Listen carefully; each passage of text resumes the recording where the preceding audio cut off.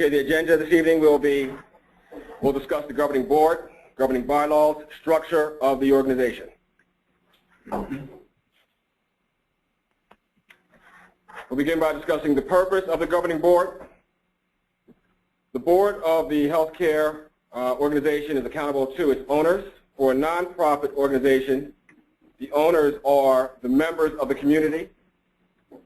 In a for-profit organization, the owners are, of course, the shareholders. The board has a fiduciary responsibility to those shareholders.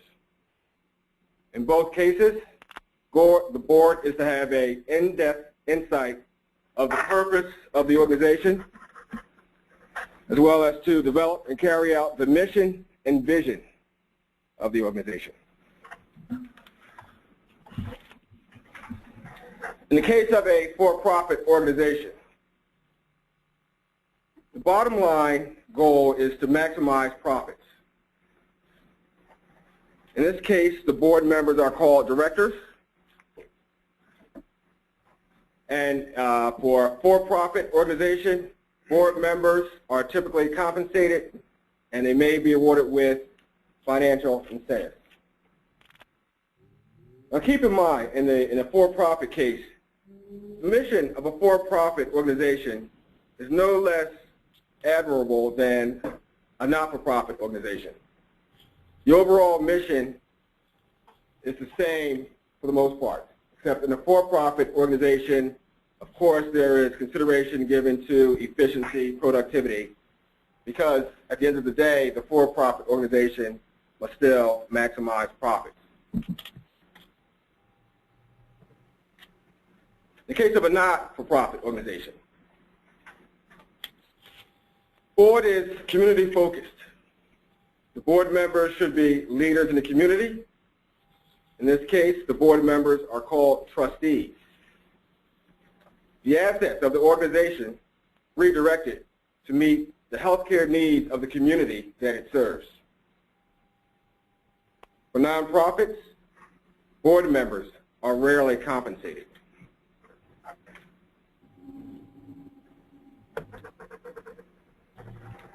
Function of the governing board.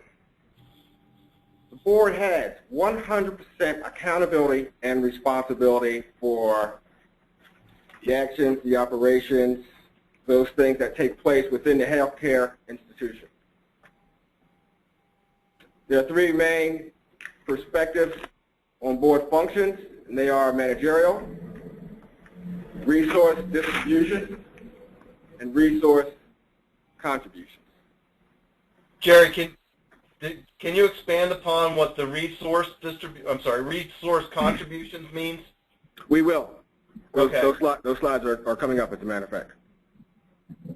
But we'll begin with the managerial functions of the board.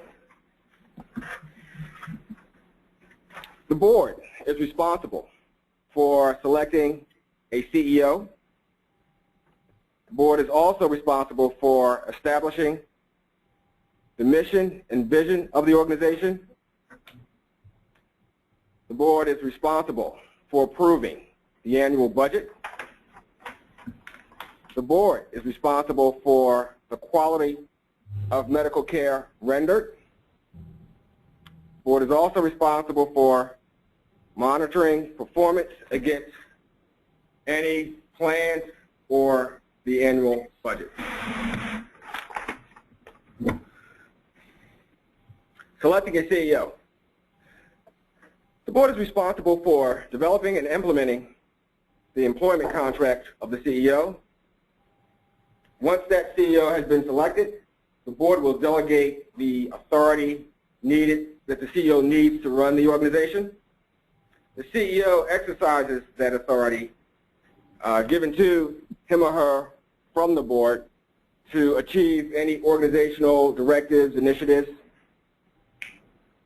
The board is also responsible for evaluating the performance of the CEO, establishing an effective relationship with the CEO, and responsible for rewarding success.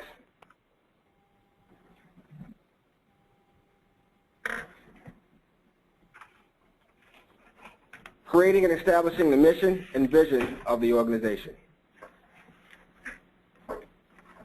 board must agree on common goals and core values. These common goals and core values should translate throughout the organization as a whole. In the case for a for-profit organization, the mission and the vision statement will come from the perspectives of the shareholders. Now, I mentioned earlier that in a for-profit organization, the mission and the vision really is no different than that of a not-for-profit organization. Nevertheless, in a for-profit organization, consideration is always given to the bottom line, which is earnings. That means that in a for-profit organization, you could expect an increased emphasis on efficiency and productivity. In the long run, considering the healthcare environment as it is today and as it's going to be in the next 4 to 5 years, I would expect the same from the not-for-profit organizations. So the not-for-profit organization, the mission and the vision statement will come from assessing the needs of the community. The mission and vision drives the organization. They are the core beliefs about the organization and serve as a moral and practical guide to many of the decisions that are made by the organization, from the board, the CEO, senior management, all the way down.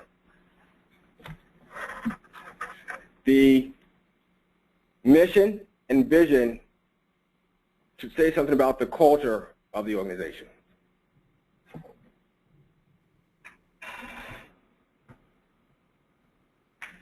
Creating and establishing the mission of the organization. Strategic planning translates the mission and vision into the board's generated directives or strategies that stretch important initiatives in terms of technology, markets, products, or affiliates. The strategy, in turn, are accomplished through executing plans. The plans are then translated to budgets, which specify expectations for individual work groups.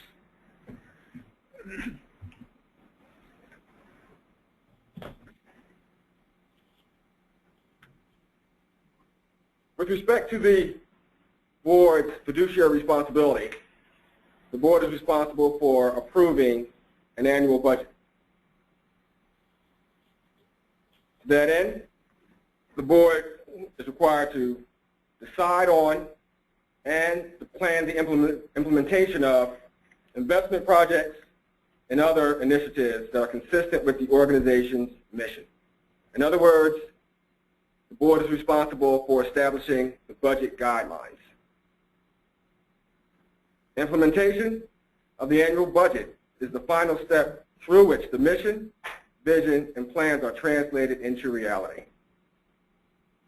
In a well-run organization, the annual budget process is used to improve quality, patient satisfaction, market share, and financial position. In other words, during that budget process, funds are allocated to address some of the issues that we just mentioned on this slide. If there's an initiative to improve quality within the organization, those considerations are taken during the time of the budget planning discussions.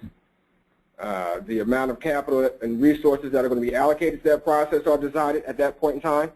The same is true to improve when an organization is in the process of trying to improve patient satisfaction scores. The same considerations are taken during that budgetary process, where if additional resources have to be allocated towards training staff, especially frontline staff that are interacting with patients on a regular basis, then it's at that time that the board decides the amount of resources that they're going to allocate to a given project to address that issue. Same is true for market share. If the healthcare organization is seeking to increase market share, it's during that process where the board has to decide how much cash or the amount of resources that are going to be necessary for a hospital to take on that task, whether it's going to be to grow the organization by opening up outpatient centers outside of its core location, or whatever the initiative may be. it's at that point that the board decides the resources that are necessary to achieve the goal.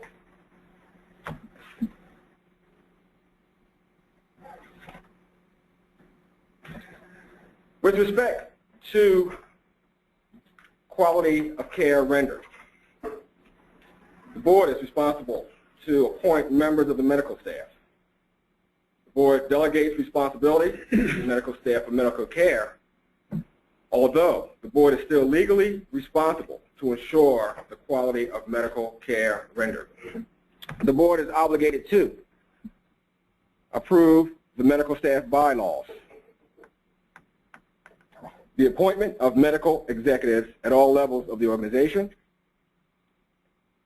approval of the plan for medical staff recruitment and development, approval of the appointment of individual physicians, and approval of contracts with physician organizations.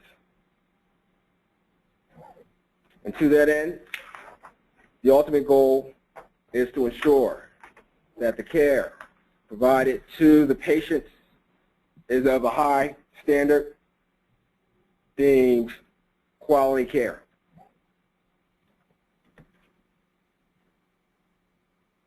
The board is responsible for monitoring performance against the annual or long-term plans and or the annual or long-term budgets. That means the board will review progress measured against the goals and identify opportunities for improvement. There are 3 monitoring functions, and they are routine surveillance of performance via data to detect departures from the plan and or budget, acceptance of reports from outside agencies, for example, the Joint Commission, Department of Health, or external auditors. External auditors being financial auditors or accounting auditors. The board shall review compliance of all activities.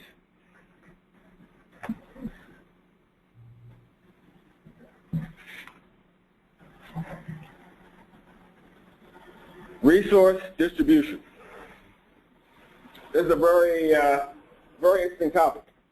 A healthcare organization can be a significant source of income for the community in which it operates. A good example is the University of Pennsylvania Health System. The University of Pennsylvania Health System, I believe, is the largest employer in the city. At least, is it the largest? I think so. Yeah, it's up there. It's 1 or 2 in the city. So if you look at the University of Pennsylvania Health System, it actually provides a certain amount of income to the citizens of Philadelphia. It provides a fair amount of income to the city of Philadelphia in the form of taxes. Balancing distribution of resources derived from an organization is an important concern for the board. The issue, in some cases, can come down to who gets the care and who gets the income generated from it. The best way to look at this is just to give consideration to the overall economic strata of the community. If you look at it from the employees of the health system, and then look at it from the point of view of the patients. And when you look at this situation, when you look at this relationship, it really depends on the hospital. It's different from one hospital to the next. And being in Philadelphia, we can look at the University of Pennsylvania and then look at Temple University Health System. 2 totally separate situations. So where Temple University Hospital still has that same kind of dynamic with the overall staff, the board, the physicians, the employees. But then if you look at the patient population relative to the University of Pennsylvania's patient population, then you're looking at 2 different income strata for the most part. Yeah, just to interject too. Yeah. I know that within our the business development office, we're telling us that Temple, as a health system, or Temple Hospital, patients come from within a 1.8 mile radius, whereas our patients come from, on average, about a 50-mile radius. So Correct. we have a different mix of people that come. We have the neighborhood people, and we also have people from farmers based on the type of care we're providing. Yeah, both the two health systems have two different patient mixes. Yeah. So Temple University's health system is more defined as indigent care, which actually is more expensive care. Today it is. I mean, the goal is to kind of change that. Whereas the University of Pennsylvania brings in people from outside of Philadelphia that come into the health system for specialty type services. I'm surprised that it's only 50 miles. I would think that it has a larger reach, like a Hopkins, for example, where you have they market aggressively beyond their border. Yeah, and this is something one of my buddies in business development told me, and it's probably about 4 or 5 years old. But we have a global reach as well, but I guess they were saying on average it's about 50 miles. Interesting. Which is quite good. Yeah. 50 miles, I mean, that's quite a distance. Yeah, and even like you're saying about this mix of, you know, the competing forces of like contemplating the community versus the health system, it also, like with the payer mix as well, and also the clinical service lines tend to drive strategy around higher reimbursement per case, you know, transplant population, proton, you know. Is that true of the Children's Hospital at Temple as well? It closed. Oh, well, Children's Hospitals, yeah. Oh, that closed? The other Children's Hospital, I think, is owned by Tennessee. Yeah. Yeah, but Children's Hospitals, it's a little different because they're reimbursed on cost. So the reimbursements are higher for Children's Hospitals. That's not bad. Yeah, really. But if you look at it from strictly a financial point of view, the reimbursements on average at Temple University's hospital are lower. They have a higher proportion of Medicaid patients than the University of Pennsylvania. Right. So it's a cost concern. So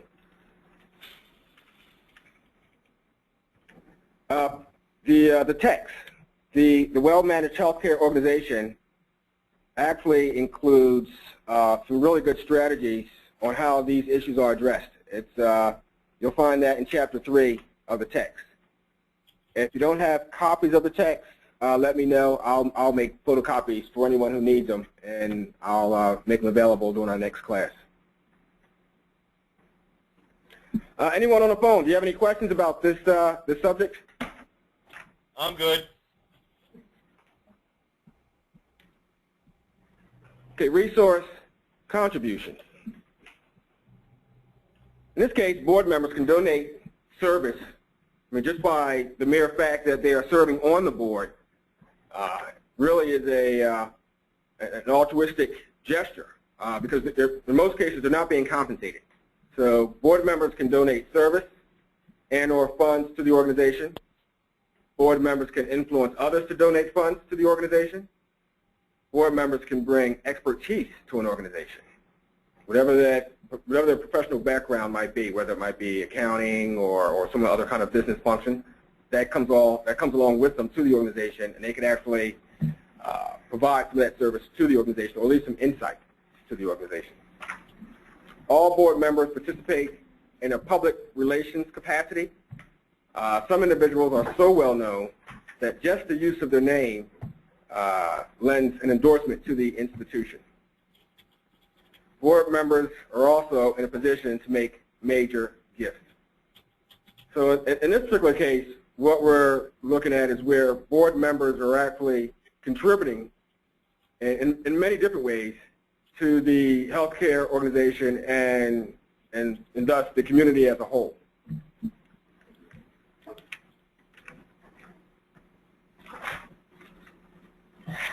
Anybody want to weigh in on the issue of, you know, clearly these board members are heavy hitters. They're high strata folks.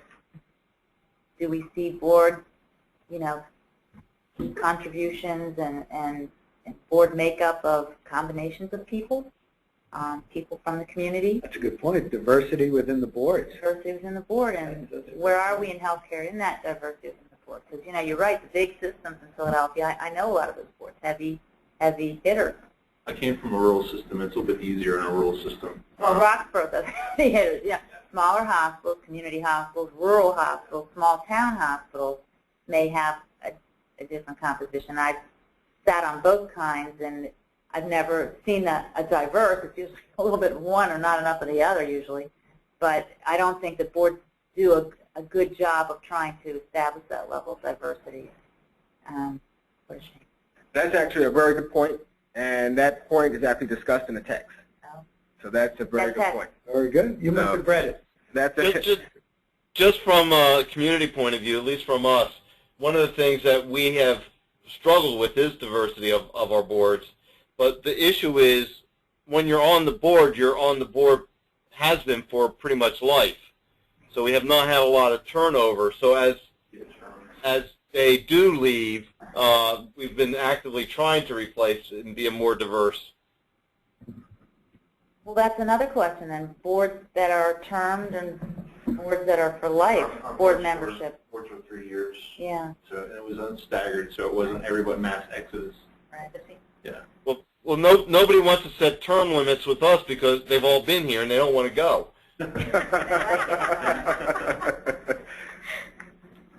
It's like some of our senators and congressmen. Exactly. That's actually a very good point.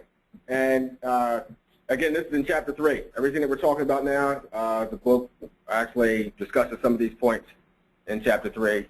And in addition, we're going to have some slides on this issue later on. To give any examples of board makeup that has, I mean, in today's world, you really have to be careful about that board, and I don't think in the past we've taken it as seriously, but I can tell you in my hometown, which is up on the western side of the state, I get emails every day about what's going on up there, and, you know, they have strong healthcare systems in a town of, say, 350,000 people, and healthcare is the main employer. They're big healthcare.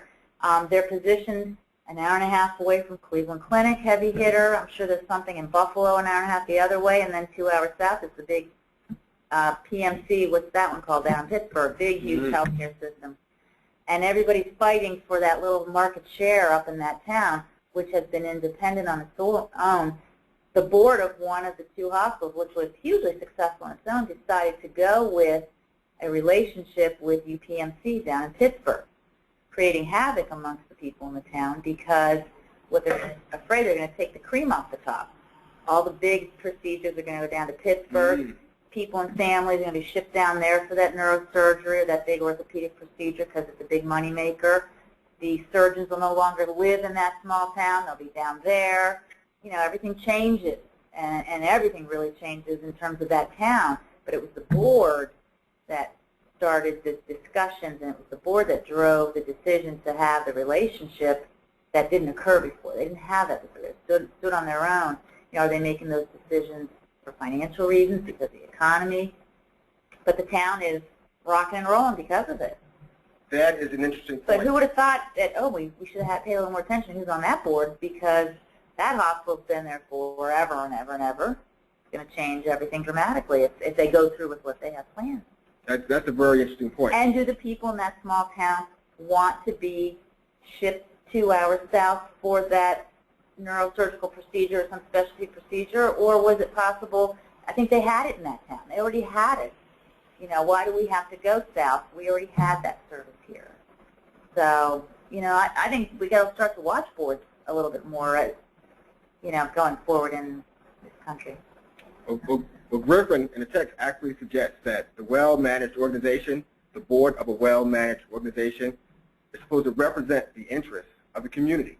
They're not supposed to lead the community. They are supposed to know what the needs of the community are. Right. And what we've just heard is the board is actually really leading the community. But it depends on how you define that. Well, it seems like in my example, they're working around the community. The community is not in the interest at all. There maybe the financial, you know, there was never any discussion of the financial ramifications. Why are we doing this? Because financially we must. We don't have a choice. None of that. It was just, wouldn't this be great to do? Somebody's with somebody, but interestingly, competing organizations in this small town, there's 2 competing healthcare systems, and this is the stronger of the 2 that's making this choice. so everybody's flocking to the other one. So now the other one becomes a stronger healthcare system financially, because it's all about where the patients are going. At the end of the day, it's really about where the patients are, are going to go. So it'll be interesting to see how that dynamic, what's going to go on there in the next year. But that would be a great case just to kind of watch. I'm watching it. I'll report in because my father keeps me informed too. It is very interesting. And boards may not have the information, and they may not be asking for the information that they require to make decisions every year. The needs assessments of the community, getting together with community leaders. And that's difficult too. When you look at Penn, it's not just the community. It's, it's a much bigger mission that this system has versus, say, a Temple or even Jefferson. I'll add another perspective to that, or the board, depending on the makeup of the board, can be influenced by people from the outside, from the Pittsburgh area, and led down the wrong path. Exactly. Good point. That's a good point. Yep. It was a good discussion. The dynamic. Well, considering what we just talked about, let's look at board membership in light of that. Let's look at the selection criterion for board members. The board members that are selected should be able to carry out those 5 managerial functions that we mentioned earlier, which just comes down to selecting the CEO, establishing the mission, which goes back to what we just talked about, approving the budget, ensuring quality of care. That may or may not play into what we just discussed here, and monitoring adherence to plans and budgets. The board members should have an understanding of the needs and wants of the community in which it serves. Characteristics that predict these skills are familiarity with the community, familiarity with business decisions, a record of success, and their reputation.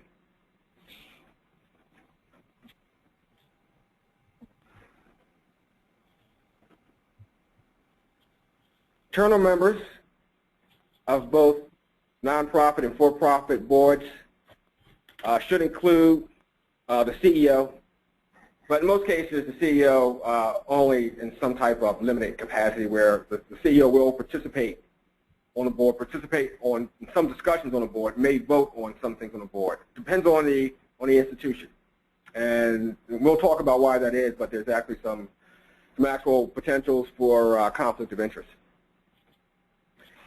So the other members of that board, the internal members of the board, meaning those members at the hospital or the healthcare establishment, may include the medical director, vice president of medical affairs, and or the president of the medical staff. For external members, for both the profit and nonprofit, and of course for a profit organization, this is a little bit different, and we'll talk about that in a second. But especially for a nonprofit, the board members should include community leaders, clergy, politicians from that community, business executives, and people with special skills, wealthy individuals, and other healthcare or related agency representatives. The case for a for-profit organization, that won't always be the case. And we'll look at some of the institutions in Philadelphia. For example, let's take a look at Tenet. Tenet operates 2 hospitals, I think, in Philadelphia, Hahnemann and the Children's Hospital. St. Christopher's. And Tenet is headquartered in Texas, I believe. So, of course, the board is probably more specific to whatever they're doing, but they're probably locating a meeting in Texas. They're not coming to Philadelphia. I mean, this is a large organization. Tenet operates X number of hospitals throughout the country, so It's a trickle down. They have a big board, and then each of the hospitals has a board, but the board members, go out to board training, board retreats. So Tenet, as a corporation, wraps their arms around each hospital's board, if you will, in a larger way than than them just standing out on their own doing their own thing. Now, Roxborough used to be part of. We used to be a tenant. LifePoint is another for-profit I used to work for. Same situation. So the Board was tightly controlled in the community, representing the community, and then you had these functions that you would send all the board members to back in headquarters. Regular training, retreating. They're highly educated to the doctrine of the organization. Yeah, of the So- larger organization, so that they can come back and do their thing. And, not being in an administrative team, as we all would be, not being board members, are not privy to that. We're not part of that. So, unless you're a board member, which, I'm a leader in the organization, but we would not be anybody at this table if you're in the C-suite. You're not, unless you're the CEO, which might be considered for the retreats and all that, but your average COOs may not be in some of these cases, and in tenants, no. So,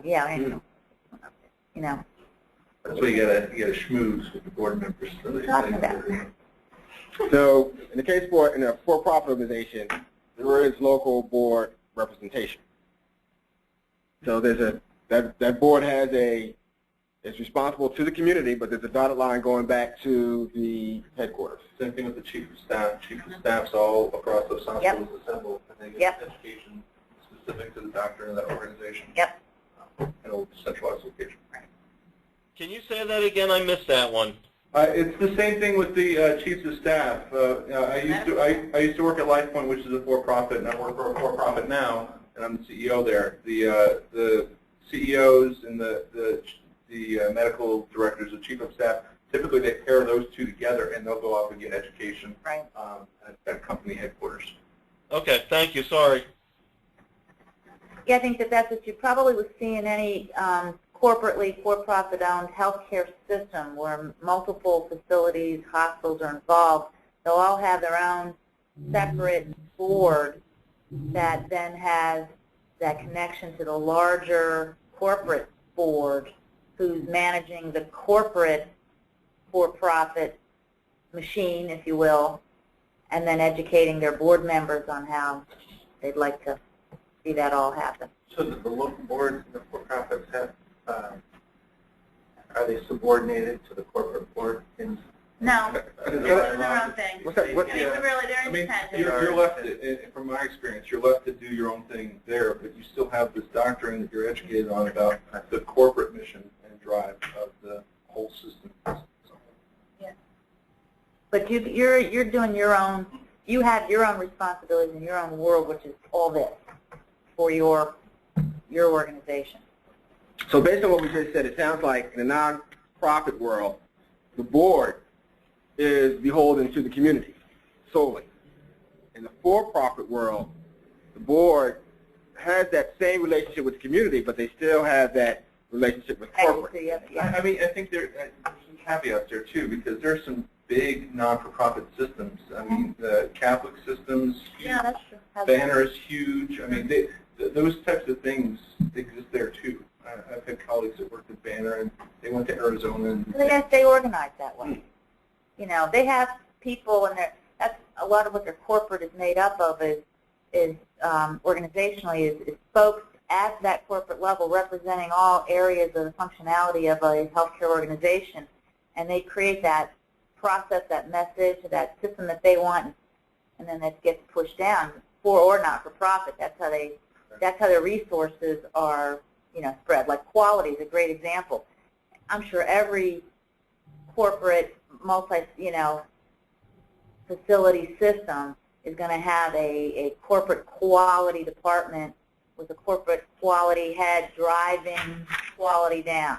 This is how we're going to do this program. And they may even send resources down, which is a beautiful thing, to be a part of this system like that, where you're not creating your own world. They're actually helping you to do that. Here's best practice, right down to you. We already did the work for you. Implement this. Tell us what you think, kind of thing. So that's the nice part of being part of a large system like that. You really get a lot of resources coming your way. So either profit or not-for-profit, still, Same. There has to They be got the pretty much the same. There has to be some economy of scale. I mean, Yeah. you can't, not everyone can reinvent the wheel. It just Right. Why do they? Yeah. doesn't work. And that's actually a really good point. So you have the for-profit organizations that are, they're sending out to their different satellites or hospitals at best practice. You know, this is how you can be control their product, the kind of healthcare we want to deliver here, and how we want to be known, and that kind of There's thing. a lot of, I mean, coming from backgrounds in a few for-profit entities, I've only worked in non-for-profit once or twice. There's high accountability, staffing matrices. I mean, they see that day to day, and it's just pushed down. Why is this way? Why is this way? They know what's going on. They have a pulse of the organization. So, non-for-profits, a little bit, but not as much as for-profit. Yep, true. Although, to Jerry's point, they probably have to be more in the, minutiae detail more so, perhaps. Just because it's the survival strategy. Yeah, in the long run, I think that's going to be the case. I don't think there's going to be much difference between the profit organization and non-for-profit organization in terms of how things get done, in terms of attention to detail. Too. I mean, your bad debt, your care that you can't collect on. I mean, those hospitals that are for-profit are giving back just as much money to the community as the hospitals that are, it's in their mission to give back that care. Yeah. We had a non-for-profit system that was down the street from where my hospital was in Colorado. We were for-profit, and we knew what they were giving back to the community. We way surpassed that by bad debt and stuff we couldn't collect on, and charity care and all this other stuff. Apples to apples. So another good takeaway is, both types of institutions really serve that same mission. We really shouldn't consider sliding one for the other. So, that's some good points.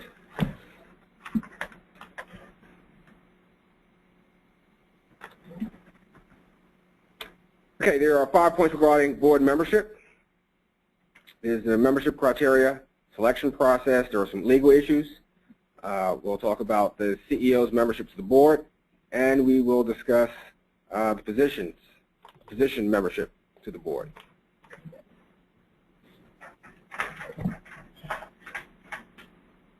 Membership criteria goes back to what we just talked about, carrying out those 5 managerial functions, familiarity with the community, business decisions, record of success, and reputation. And based on the discussions that we just had between the profit and non-for-profit organizations, both kind of share in this, both carry out those same kind of duties, both have that same insight on the community, business decisions, and have a record of success, of course.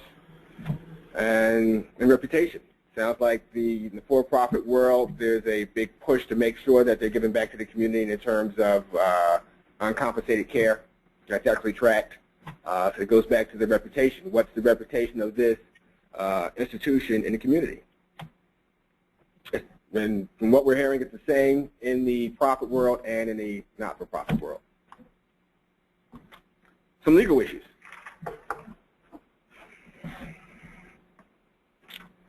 The law and good practices allow persons with conflicts to serve on the board, but they require their potential conflicts to be recognized and that the individual not participate in the specific decision or decisions where a conflict may exist. No individual may benefit personally at the expense of the organization. That includes any services that are provided, say in the form of consulting services or accounting services. If they are provided and they are compensated for, it must be at fair market value. Now, one of the things that is changing, I'm not sure it would be classified as a legal issue, but the filing of 990s is, and the disclosures that board members must make have become much more specific and involved. And that's for the not-for-profit organizations, correct? Yeah, for nonprofit, right. The 990s.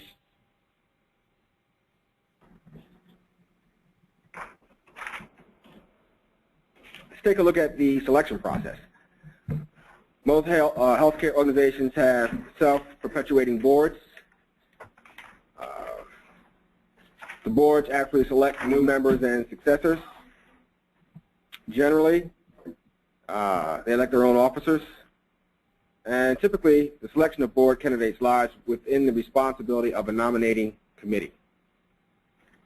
And based on some discussions we had earlier, there are no fast, hard-cut rules to this. It sounds like there are situations where a board can exist for a long period of time, and then there are situations where board members serve for a stated period of time, exactly a term limit, so to speak.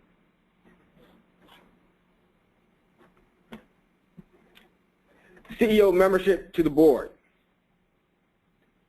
Most hospitals don't actually allow the CEO to actually sit as an official board member, although the CEO may be able to participate in discussions, have some voting rights, but there may be a potential conflict of interest, say in the case of a CEO that's on a board where the board may make a decision to combine with another hospital or even buy out another hospital. So that's a potential conflict of interest because the CEO's salary will be directly affected by that change. So whether or not the CEO is on the board is a really touchy subject because you always want to avoid that at least perceived conflict of interest. Considering that the board is primarily beholden to the community in which it serves. Any questions? What does that term ex officio mean? That's actually a good question. I actually took it to mean like you're involved, but you don't really have any authority to make any primary decisions. Full board member, they have limits on what they can do, and usually, you know. So do you vote, or you just can discuss and weigh in on things, and you can chat and share your insights, and then you can't vote on anything? It depends. My CEO, when I was in my for-profit voting privileges. But what does ex officio mean? Does it mean you can't vote? In some cases, there are some CEOs that cannot actually vote on board. I mean, so it depends on the board. It depends on what the board bylaws You're an official are. member of the board with full Sometimes board it's rights chief and staff. membership. You're a supportive kind of sidebar category, you know, and it just gets complicated because sometimes they'll have them where you may just have voting rights at certain times for certain things. Well, You know, it depends on how they're using that CEO and the size of the organization. A more larger. Actually, folks, it's a little different than that. Ex officio is because of the position. It's not because he's a member of the community. Ex officio is because he is the CEO. He has that right to be on the board. He has Now, the right, but he doesn't have the full board right. Well, that's up to the board. The term ex officio doesn't mean anything about that. That's actually through the bylaws of the board itself. It's just the ex officio term by itself just means since he is CEO, he has a right to be there. Now, what powers or what he has as a result of being there is up to the board and the bylaws of the board. Oh, so if he was so if the bylaws of the board gave that CEO in that particular hospital full board membership rights, that wouldn't make a difference. Right. If the CEO sits on the board, that makes him an ex officio. What rights he has by sitting on the board is board bylaws. There you have it. Thank you. Thanks. Is that Chuck? You were working that one. No, I was Alan. Alan? Thanks, Alan. Thanks, Alan. I just got that off of Wikipedia, so. You're an advantage. Great. Thank you very much. The power of the study. You shouldn't have said it. You should. I think you're right. I know I sounded smarter before I said that. You're still brilliant. No, hey, we think it's great. Smart enough Right. to use Wikipedia. Any other questions? Great. Physician membership to the board. The Joint Commission actually recommends physician participation. Members of the medical staff are eligible for full membership on the governing board when it's not legally prohibited. Physician representation can approach 50% But large participation in not-for-profit organization raises the question of inurnment, tax exemption, and antitrust issues. So inurnment, I did look that one up. That's the situation where you might benefit from your employment some kind of way. That's not considered fair in such a way. Any questions? Bylaws.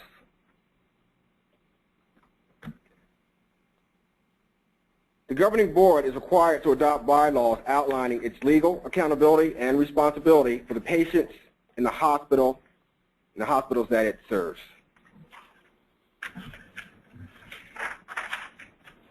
Bylaws must include the following: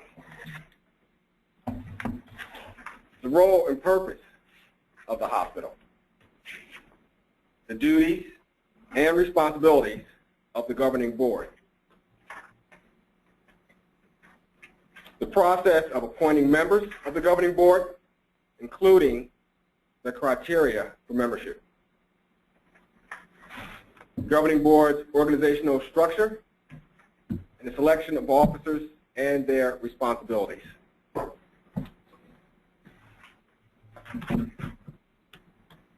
Bylaws must also include the relationship of the governing board to any higher authority, requirements for the establishment of an organized medical staff, and the mechanism for the formal approval of the organization, bylaws, rules, and regulations of the medical staff, the requirements of the establishment and any auxiliary organizations, and the procedure for the adoption, review, and revision of bylaws.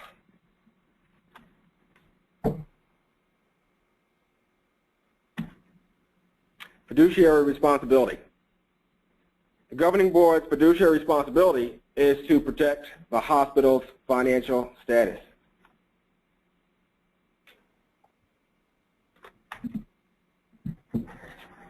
There are 6 noted responsibilities, and they are approving the budget, ensuring the proper investment of assets, ensuring sufficient capital is maintained, determining physical policy relating to insurance coverage, discount policies, and third-party reimbursement. Being alert to and creating philanthropic opportunities, meaning the giving of, donating monies to the organization. Philanthropic opportunities. Determining policy and on provision of need for a community, such as, and this is actually a really good example, such as running a OB unit, obstetrics, although in most cases they are a big money loser considering the insurance costs and that kind of thing. But it's something or a service that the community actually needs. Not many of those left in Philly. Yeah, that's a big issue.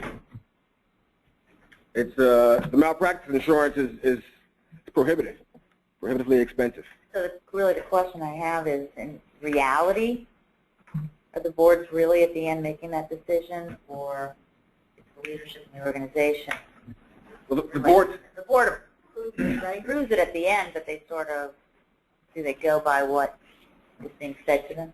I think you're going to have to, I think the board's going to have to. Day-to-day operation, the CEO is responsible for the day-to-day calls in the organization, and providing that data and that rationale to the board on why those choices are being made. If the data is there and you get a big hole in your boat and you're worried about going 6 feet versus actually going 2 inches, you got to worry about going 2 inches. So if it's shutting down an OB to keep people employed and keep the organization afloat, that's what you got to do. That's they sell to the board, so they push up to the board as Right. such. And probably organizations that still have the OB departments, I mean, there's probably a lot of call shifting taking place to kind of fill in that hole. They committed, that is an example, I think, of where I would think those boards stepped in and are saying, this is part of our community. Like Einstein. Einstein still Right. has a booming, they have big OB practice Temple there. as well. The other things. Temple, and I would think those boards are committed to making that happen. They might offer, well, hey, why don't we pay salary to the OB? Why don't we bring the OB on and take care of that component versus the OB trying to exist in practice and paying these ridiculous malpractice. You know, the board would do something like that. But it's interesting because I'm just like talking about it with all of you, and I'm just not as familiar with the board responsibilities. So financially, I think that's an interesting example about, you know, do we do it or not? Could there ever be a situation where there's, you know, broad dissension by the board where they would not approve the budget on that basis if they, you know, philosophically disagree? And do they have the authority really to, you know, put that type of roadblock in? Because I'm just very peripheral to it in my own role here at Penn, so I don't know. But I do know that the party line is, as we're crafting operating budgets and submitting capital submissions, with operating budgets in particular, you know, it's not final till the board signs it. So Theoretically, yeah, they can. they could do it. My experience has been the board has stopped certain things that we want to do as a hospital. So they We do have the have that rationale, we have the power. market data, we have all these other things. The board stopped. Right. We couldn't. We had to just put it on the back burner. Because it's interesting, because even like you were saying with, you know, the CEO and the CEO can't vote or not because of that innate conflict of interest, because maybe in the OB example, maybe the CEO is like, no OB, I want to get out of obstetrics, and but then ultimately in that scenario where the CEO, if he or she didn't have voting authority and the board was moving in a different direction, you know, really cognizant of the community need for the obstetrics, I guess there could be a scenario where they were pushing for something and the board could say, you're not getting it, too bad. I didn't realize they were that powerful. Yeah. And then Had it done before. And then it goes back to, you know, how all those decisions are made based on the overall mission and vision of the organization. And if you take Temple University Hospital, you know, in the middle of North Philadelphia, and if they weren't providing that service, then that's a big gap and a large part of the community. So if the mission is to really serve that community, you know, especially that community could be defined as. I'm throw that in there because now I'm just brainstorming. Now, Temple is a very interesting example because there's so much funding coming from the state that I'm not sure that board even has. I mean, talk about controls. You know, unlike some of the other systems in the city, Temple has a direct line, hunkered down chain to the state because they're getting funding to be able to, for that board and that hospital to implement the mission that's required in that community. So even the board at Temple may not have that decision-making power because the state would say, you cut off, OB is an example, because that's such an excellent example, is you choose not to do that, we're cutting funds. You're not getting those funds because as, you know, at the state level, that's what we want to see. So they're all playing. They're all in decision-making processes. But in that, I bet in Temple's example, I bet the state has a little bit to say about what they do and don't do in that. Right, has a political impact on that community. So that's right. Yeah. But all this stuff loops back to what Natalie said at the beginning around, is there kind of this need for diversity on the board? But innately within the board, depending on who's sitting on the board, in that scenario, you kind of want to strategically stack the deck a little bit, you know, if you have a specific interest on behalf of the organization. So the first thing you do like is set term limits. That's the first thing you do in an organization is set term limits. I know, I've been there. That's the first thing that you do is set term limits so that you can ride the storm. In 3 years, you got a new, fresh group of people come to the board. Yeah, so you wait 3 years. It's probably a challenge even until someone's actually sitting in the position, just like when you interview for just a regular job versus a board. You don't know how well the person is going to be balanced, and you know, perhaps you want holistic decision making and balanced needs of the organization, financial, mission, vision, community, and then you have some people that are just kind of out there that maybe the diversity is not helpful in a certain sense. So just really interesting. Yeah, I mean, it has a definite impact on the whole makeup of the board or the dynamics of the decision making, depending on who's there. But back to Greg's point, like if you have the term limit, you got the rogue cowgirl, cowboy that's not necessarily that helpful. Then, like you said, it's like, hey, thanks for see it on the board. We'll see you at the cookout. Pretty much. But still, everybody on the board is bringing something to their table. So it's tough really to discount anybody. I mean, that's always, because everybody has a different perspective. So that's just part of the whole decision-making process. And that's part of the CEO's role, too, and the other day-to-day management of the organization's people's responsibilities. There are things you can get done. You put them on a strategic plan. There are things you can't get done. You put them somewhere else. And then when things change, the environment changes, you bring those things back up in line. Well, it's interesting, I think these larger boards and these larger organizations, I would think Temple, but I know Einstein, MCP even had it back in the old days when they had a good hospital right there. Boards, there's too many of all these responsibilities. Were there 6 of them that they identified? You know, there's so many things to do that this large table full of people can't, all right, let's look at the board, let's look at the budget this month. Everybody pull out the budget and talk about it. They just break up into subgroups. So who gets on what subgroup? The quality subgroup. They're responsible for digging down into the quality, and then they report up, these are our findings, this is what we're doing. So the finance committee must be hashing out the budget. So they're all, they got the subcommittees, and who sits on which one, probably based on their interest levels and their expertise, I would think.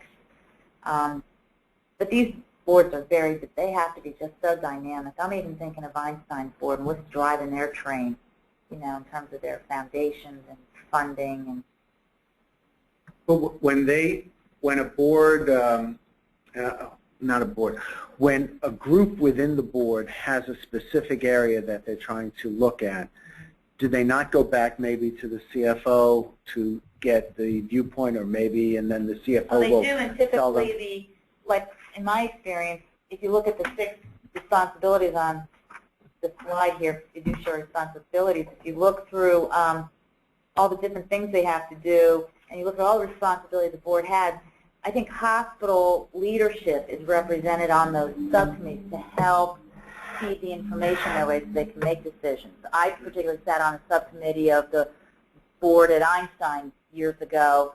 It was the quality conference committee that looked at all the quality initiatives and results of the hospital. As a board, that's what was required. That group did all the legwork and reported up to the big board.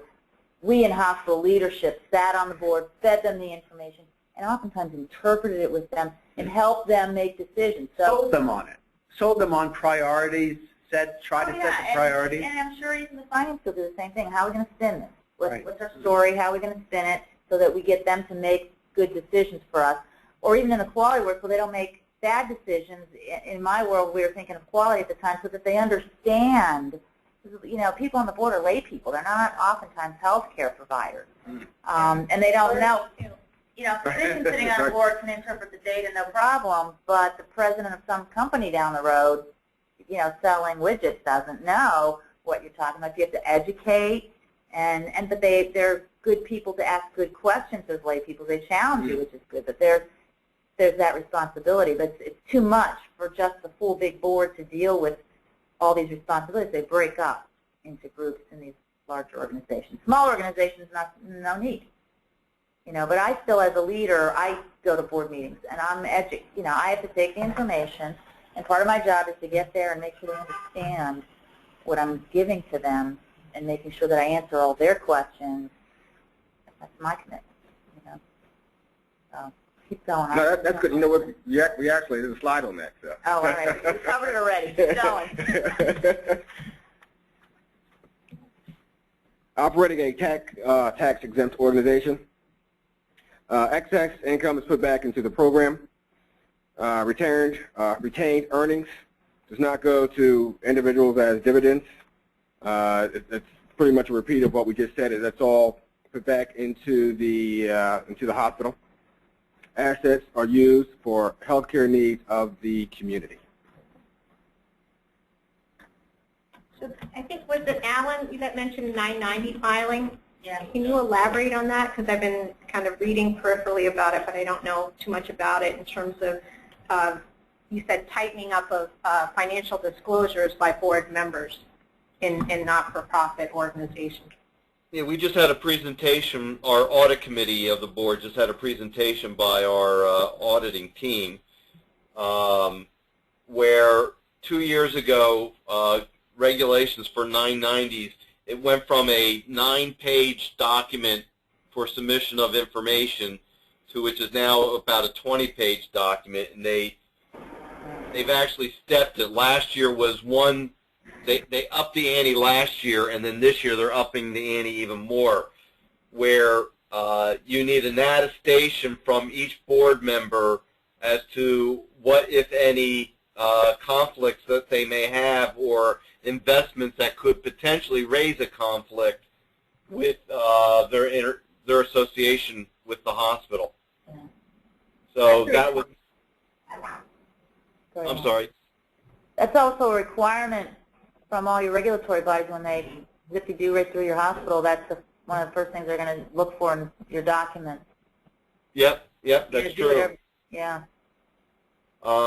Interesting. So, I mean, they're how they define conflicts has been expanded too. So, you know, we have a board member who used to provide us some education because of her background.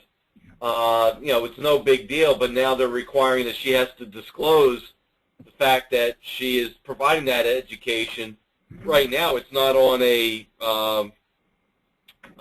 fee basis, but because that she offers that out there on a fee basis to other organizations, she still has to disclose it. Interesting. Mia, does that answer your question? Yeah, that was great, Alan. Thank you. Thanks, Alan.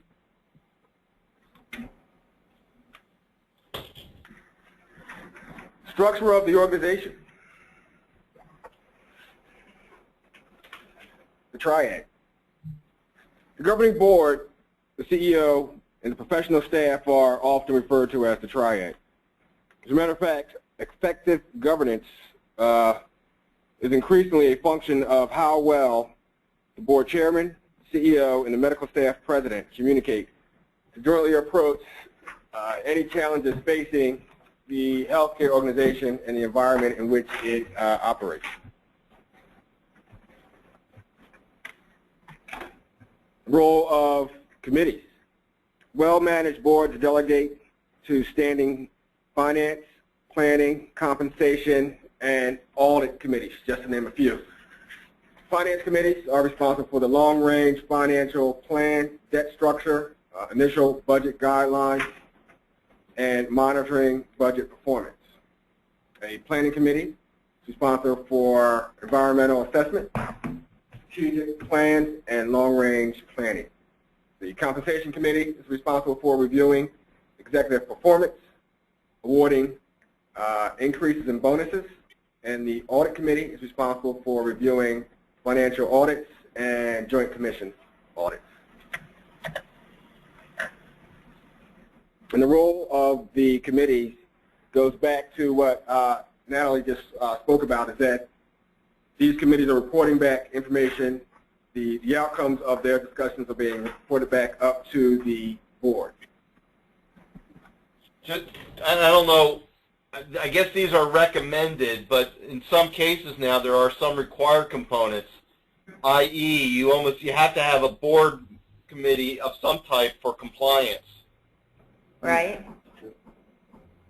So we actually put our compliance under our audit committee, but it's an audit compliance committee now. And Alan, it's Mia. So who sets the requirements? The organization? No. That's an interesting one. There's nobody out there stating it, but the way the government has set up their structure, if they come in and there's a compliance issue and they find that you have were out of compliance with billing practice or some other regulatory component, and the first question they're going to ask in their audit of that compliance issue is, do you have a compliance committee of the board that this can be reported to? So it's not that there's a requirement that you have to do it, but it is fully recommended that you have it to protect yourself. Got it. Thank you. Great, thanks. And those just break up into other, something very time-consuming, like in some boards, some hospitals, the whole credentialing for medical staff, wrapping your arms around that functionality from the board perspective is a lot. That's a subcommittee that just works on credentialing and issues. And, you know, credentialing is not always a positive thing. You know, sometimes in that committee you've got the bad physician scenarios that you have to deal with as a board, so they'll get the, you know, information, and then they present it if there's big decisions that have to be made in a larger board session. So they break up into groups because the work of these boards in the hospital. Summary. I mean, you get these workable groups, and they're bringing back this notes version of what they did, and the board just yay, nay. I mean, a lot of it is a lot of people making decisions on very limited amount of information that's in front of them. I guess my question is, because I'm not in a large board scenario anymore and haven't been recently, my board is very, very interested in what is publicly reported about my hospital, because that reflects on them. So we spend a great deal of time looking at that kind of data. Patient satisfaction data that's pushed out publicly, quality data pushed out publicly, all that core measure stuff, all the, you know, infection data that's being pushed out that's available publicly, HCAPs and all that. And I wonder if that's happening in these larger boards, Penn's board, or, you know. You've got to assume that's the, I guess. my little rinky-dink hospital has those things. Well, I mean, we do, because we have attention to it, and they all like to talk about it and see it and look at it. But, you know, do these bigger boards make the time for that? I would think they do. I'm wondering if they do. A lot of data. Interesting. Thanks for that. Thanks, everyone. Functions of the Chief Executive Officer: select and supervise all other employees of the organization, coordinates the design and operation of the governance system, CEO assembles and organizes resources and develops the system to carry out programs, policies approved by the governing board. CEO also represents the board internally and outside of the organization.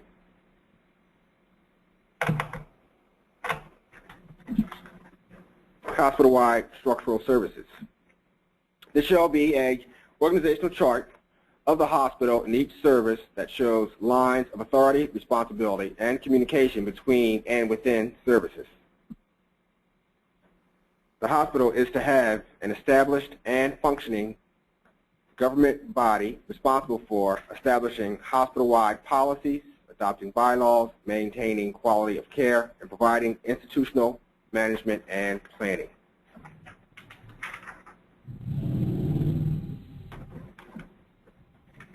There shall be a formal mechanism for communicating among the governing body, administration, and the medical staff.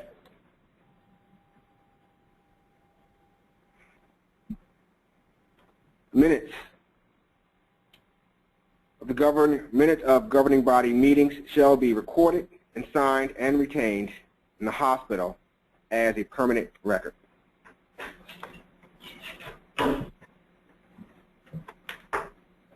Bioethics. The hospital shall have a multidisciplinary bioethics committee. Members of the committee should include medical, nursing, legal, social work, and clergy. They are to participate in the formulation of a hospital policy relating to bioethical issues, participate in the formulation of hospital policies relating to advanced directives.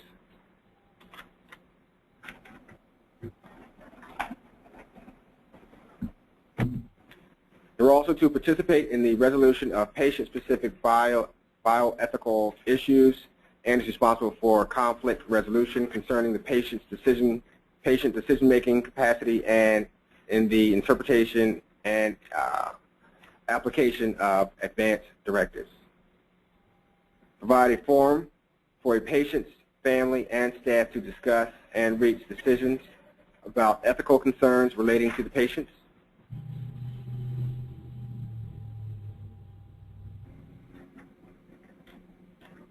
Administrative and hospital-wide policies and procedures.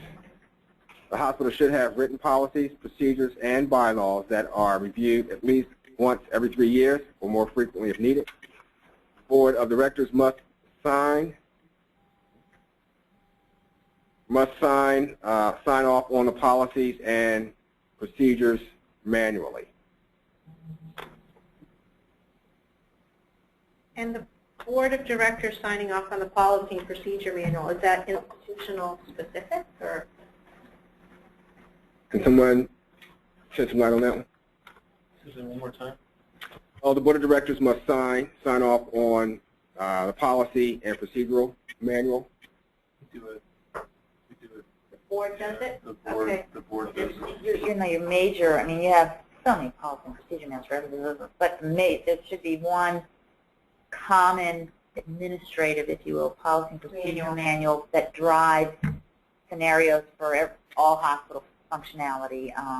How do we do this? How do we, you know, something as simple as how do we provide CPR to hospital employees? You know, that's administrative. That covers the whole place. You know, policies that are driven by the Joint Commission or regulatory stuff, like your restraint policy from you know, and they break that into, but the board has to sign off on that. Do these boards actually see and review themselves? They'll sign off on it that it's been brought to the board, it's been discussed. Right. To what level that is, I have no idea. But also new policies coming out. I mean, restraint policies. Constantly. Constantly. Yeah, Stuff's coming through. So yeah. it's pushed up through the organization. They acknowledge that I mean, one of the big things, too, is that they're acknowledging that this stuff exists. Yeah. I mean, that's put their signature on it. They acknowledge that the hospital knows that these policies are effective. Mm-hmm. And then it's responsibility of the hospital to adhere to its own policies and procedures. But not departmental policies that, yeah, the minutia and all that. I mean, you might have, I mean, you know, again, your subcommittees, you have like a, you know, therapy, you have a, you know, therapist, the director of therapies, that you as that entity would report all of your policies to, and that person would sign off on those policies. Yeah, because like I'm just visualizing, because we have online policy manuals. We definitely have kind of, like you're saying, the Uber administrative policy manual, but our CEO signs it, like on a signature line, but I never notice on the online policy anyway. They may have it, like you said, kind of saved and records and archived, but there's a actual page that has board member signatures, you know, like you said, confirming that, yes, we discussed it today, and maybe it's just reflected in the minutes. And I'm just not cognizant of it, because I definitely see the CEO signature on administrative policy, but I've never... Yeah, but it's the front sheet, and that's what you sometimes don't see online, because you're not, it's little enough paper. You open the book, the old-fashioned book, have a paper. It gets the binder up in the... But when you're in the online manual, it's like, give me the policy, you know, and you don't get to see all that paper. And that's what Joint Commission looks at, too. I mean, that's one of the first things they'll come in and pull, and they need to see that those policies... I hate to say it, but in the Delaware Valley, it's every year. It's all every year. Nothing's every 3 years. But like earlier on in my brain is like a sieve, but I know, like you were kind of saying, like ultimately they are responsible for, you know, how, I guess, this hospital is responsibly operating. Ultimately, yeah, the board is responsible for all activities within the organization. Ultimately. Yeah, that's just very interesting. Because you're right, it's like there's so many of them, such minutiae detail, and it's like I've never sat on a board, but I'm visualizing. You want me to sign this? I haven't read it. I'm just signing this. It just seems like a weighty responsibility. But I think the board's relying on the committees. Yes, And the administrative. they're hiring people that they go think they can through do that on a job. periodic basis and make sure they're compliant. And on a month-to-month and quarter-to-quarter basis, they're really looking at those policies and procedures as only on an exception basis. So we had something that happened with Stan, we had a discovery, we found our policy didn't address us adequately. Here's the proposal to make amendments to the policy so we're covered for that going forward. So within the year, I think it's more on an exception basis, but then on some periodic schedule, some in the administrative staff and the board committees have some level of responsibility to do some due diligence to make sure that they are staying current with the broader changes and regulations. Right, and they must, especially if they're affixing their signature to it. Right. But I didn't realize that, and I'm thinking, well, I hope I'm never asked to be on that one. So lot of responsibility. Yeah. You'll be volunteering to do it if you do. It's really putting a lot of, that's why the boards hire the CEO, you know, they're responsible for managing. You got to put those leaders in place because they're doing the work for you. And that's why boards will get a sense that those leaders in the C-suite aren't making it. And sometimes they'll make those changes. Yeah. At that board level, they see in their world that they don't have the sense of that. There's got to be a confidence level. Yeah. It is. That's all you can have for some of this performance.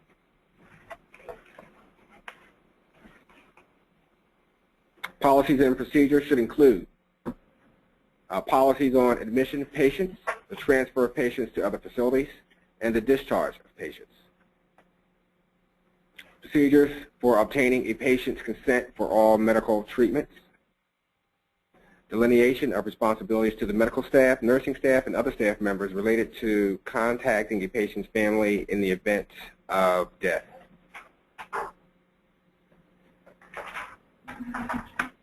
The hospital shall comply with all requirements established by professional licensing organizations.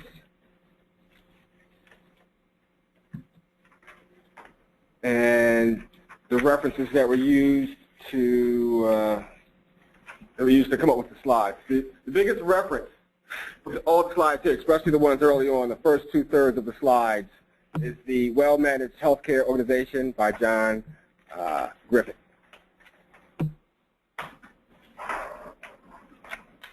I mentioned earlier, if there's some subjects that you want more information on, I'll be more than happy to photocopy the pages out of the text and make them available. Especially when it comes to the equitable distribution of resources from the hospital, that particular section. I mean, that was very interesting. Yeah. Very interesting for me when I read it. I thought you guys might find it very interesting as well. So the exam questions would go to this level of specificity, or do they actually dive deeper within some of these? Probably less. I'm going to provide sample questions to everyone. I'll send out an email tomorrow sometime, probably tomorrow morning, tomorrow afternoon. It will be the sample questions for this section and the study guidelines for this section. So you guys will all have that. And sample answers? Yeah, the answers are the answers are attached. The answers are attached. So it's all in one document. If anybody is, I know Mia's she's gonna be a presenter. And I think I sent you all that information. I sent you the answers and so, but I'll make all that available sometime tomorrow.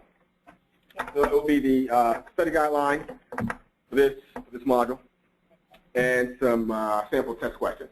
So, but for these slides, you know, if you're presenting, you're getting a lot of slides. They're coming from the older groups, and then, you know, if you have the text, you know, you're editing. So there was a lot of information here. I actually cut it down. I actually went to the text and made some things a lot more clear. I mean, I felt as though they were clear for me. You know, I'm really new to healthcare. You know, I'm a full-time student, grad student. So if it was clear for me, I figured it would be clear for the folks in this room. So, thank you. Good. Jerry, I think you did a nice job. Thank you. Yeah, really. Thank you. Thank you. Thank you very much. Okay, thanks everyone for participating, calling in. Look for my email tomorrow. Again, it will have sample test questions, and we'll have the study guidelines. So, Jerry, what's the session on the 21st? The 21st. Let's take a look. That's the next one, right? Yeah. The next one, I think it's me and it's finance. But that's what I'm studying. I'm a healthcare financial management student. So. And I won't be able to attend that next one, but will I still get access to the slides? You will. Okay.